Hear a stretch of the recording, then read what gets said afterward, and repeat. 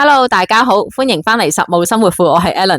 咁啱啱咧就叫姐姐年初一二放假，點知佢就問我可唔可以出邊過夜，我哋去片睇睇啦。雪姐， Yes, sir. 哇撞鬼咯！雪姐啊，this Tuesday and Wednesday you take day off, okay? Okay, Mom. Can I stay out on Tuesday night? Of course cannot.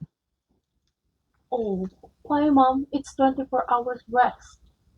頭先姐姐有問咧，乜我唔係有24小時休息嘅咩？係啊，你係有24小時休息噶，咁但係我都有家規噶嘛。我家規就係你需要9點鐘翻到你屋企。嗱，每個人又唔同吓，有啲人可能8點啊、10點啊都有嘅，係啦，每個人又唔同，呢個係家規。咁另外就合約上面亦都定明嘅，咁姐姐只能夠喺呢個合約上面嘅地址居住同埋工作，係啦，咁所以咧佢係唔可以喺出邊過夜。有時僱主又會諗，我日夜啤埋去，你又會黑面或者係跌鍋，咁大家又好掃興。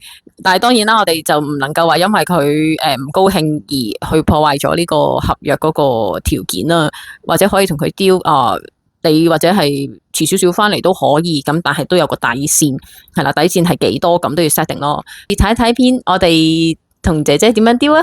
Okay, Mom. How about I will go home a bit late at 10 p.m.? Okay. Only this time CNY 啊。You must come back on 10 p.m. Okay? Okay. Deal.